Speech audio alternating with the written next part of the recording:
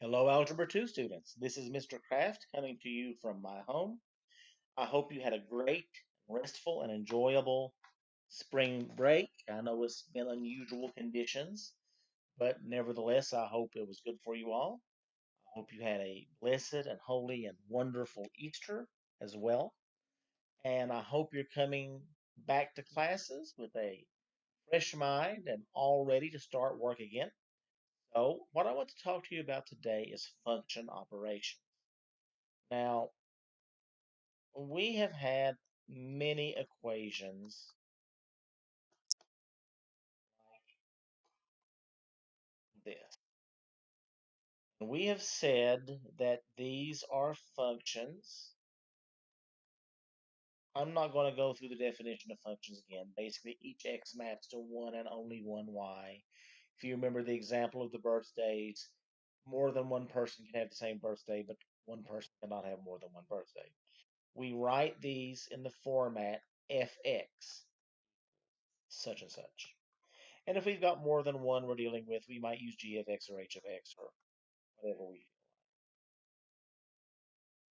like. And when we say f of a number, what that means is you plug that number in place of x. 3 times 2 is 6, 6 plus 2 is 8. So f of 2 for this particular function would be 8. If I said g of 7, well, more. I just plug and chug. 7 times 7 is 49. 49 plus 5 is 54. Therefore, g of 7 is 54 in this particular case. That should be a review.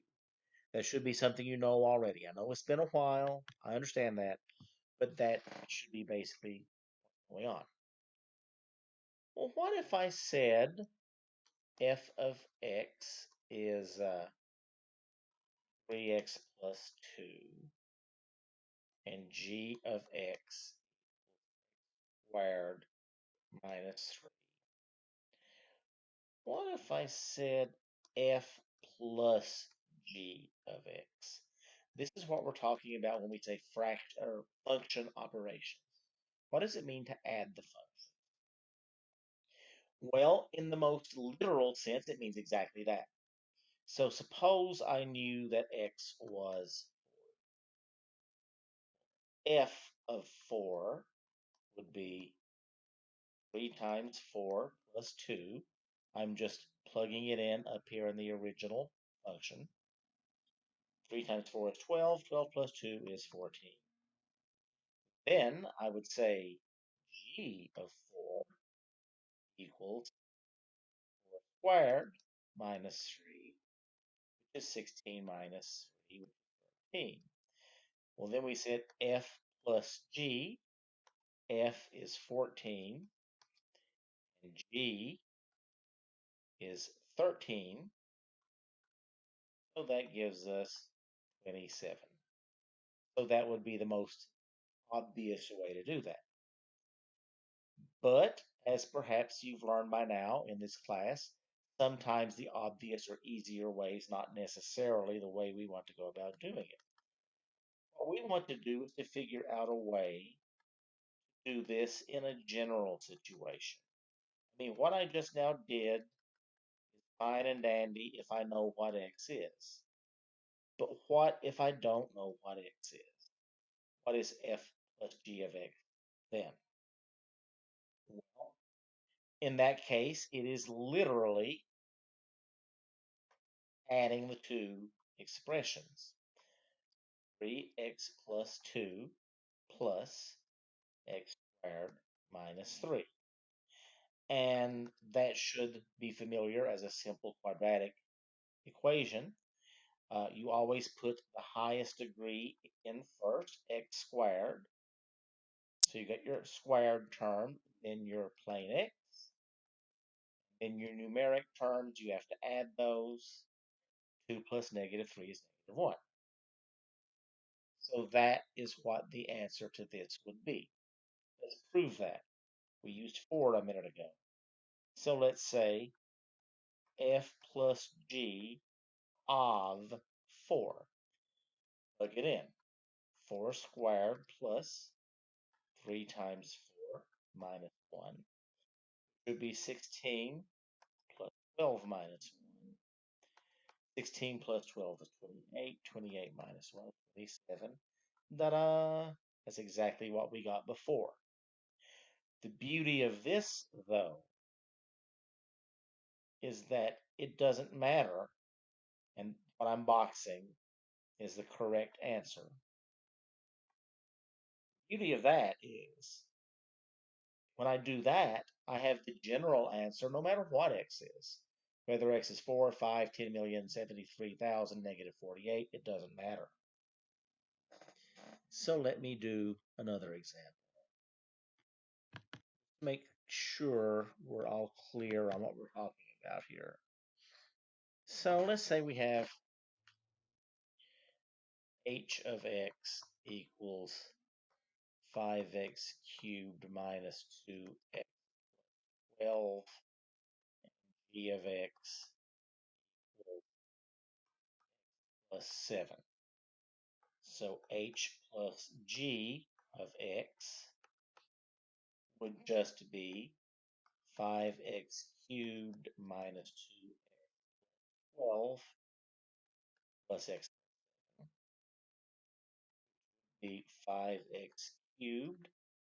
Negative 2x and positive x is negative x. 12 and 7 is 19. By the way, suppose I said g plus h of x. As you might think, and you would be exactly right, addition of functions is commutative, which means it doesn't matter what order you put it in. The 5x cubed will still go first. X minus 2x is negative x. And the 7 and the 12 would be 19. So we could say h plus g of x equals g plus h of x. This is how we do function addition. All right.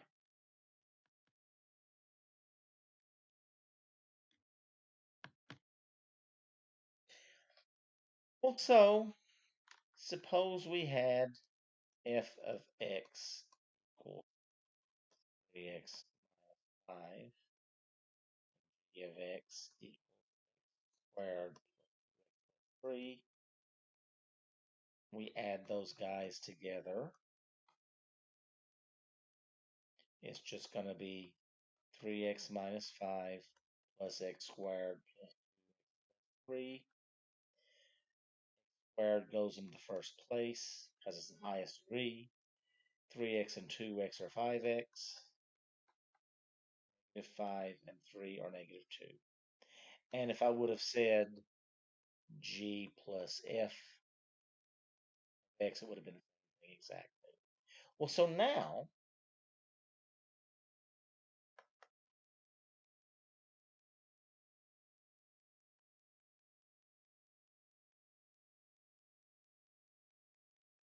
let's look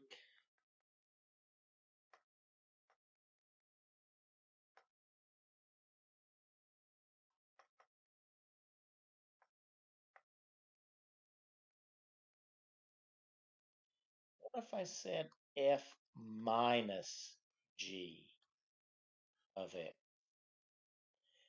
Well, it's exactly like you might imagine, but you have to be very careful. 3x minus 5 minus the whole thing.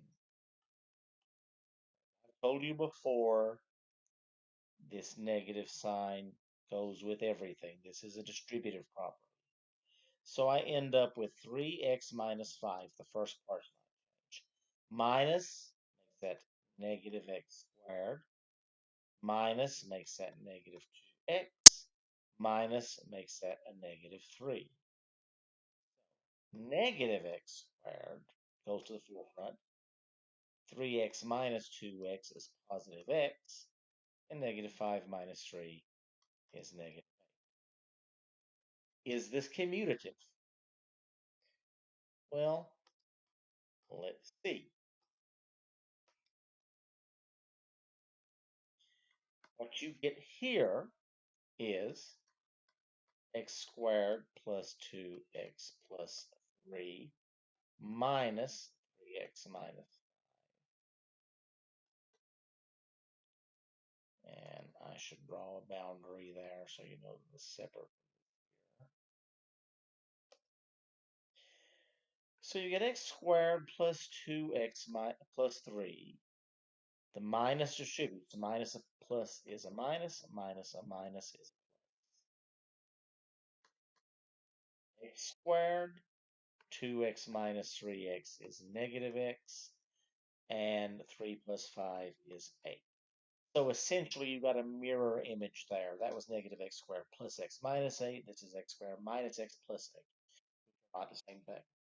And this is what you would expect. Regular subtraction is not commutative either. 3 minus 2 is not equal to 2 minus 3 because this is 1 and that's negative 1, which are opposites. And this and that are opposites or inverses if you want to put it that way.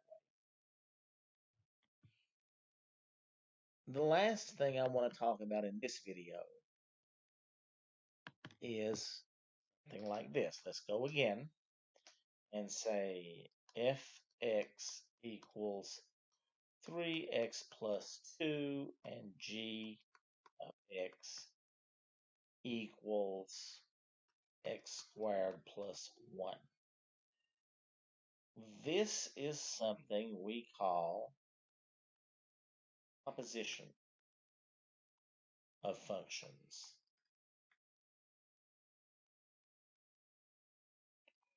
It's just a very fancy way of saying a function of a.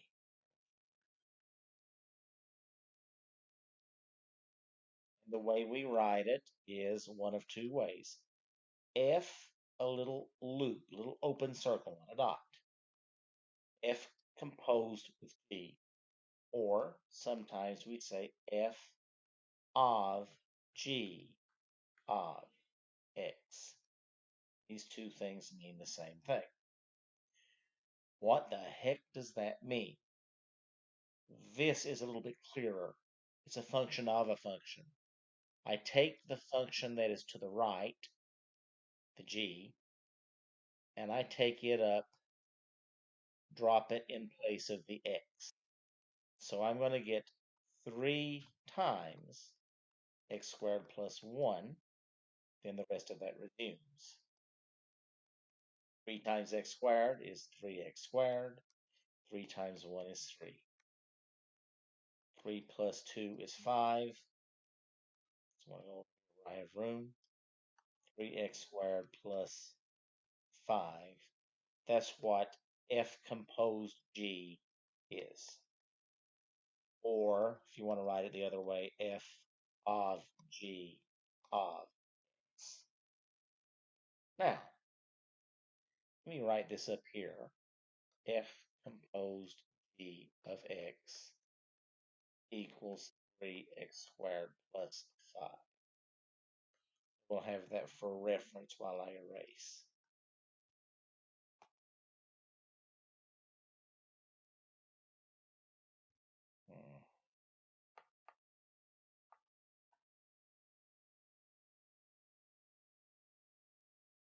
So while I'm erasing, remember commutative property. Commutative property means that something works one way, it's going to work both ways. So 3 plus 2 is the same thing as 2 plus 3. In both cases is 5. 3 times 2 is the same thing as 2 times 3, which is 6. Not everything is commutative, though. We've seen that subtraction is not commutative. 5 minus 2 is not the same thing as 2 minus 5.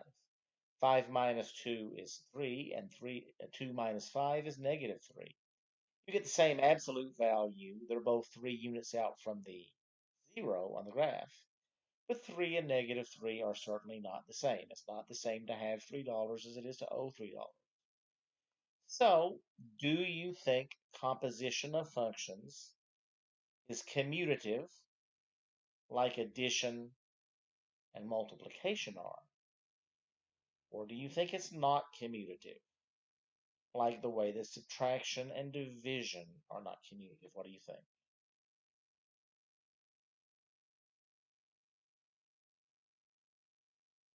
So, to put it in a nutshell,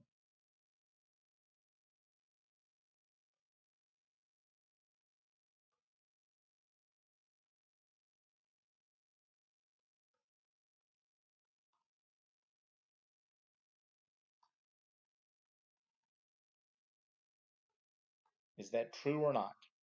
F composed G is the same thing with G composed F. Well, let's see.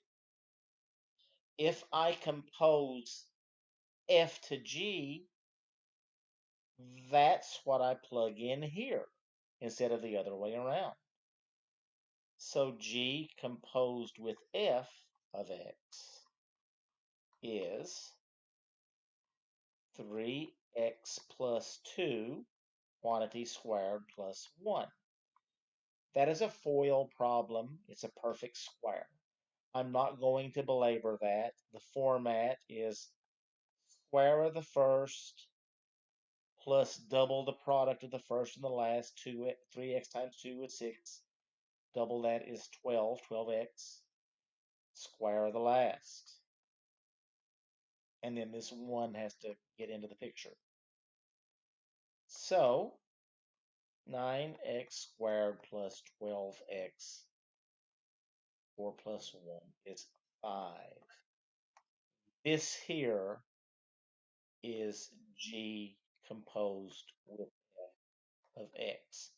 And it is way, way, way, way, way not equal to F composed G. Therefore, composition of functions is not in any way, shape, or form commutative. Okay.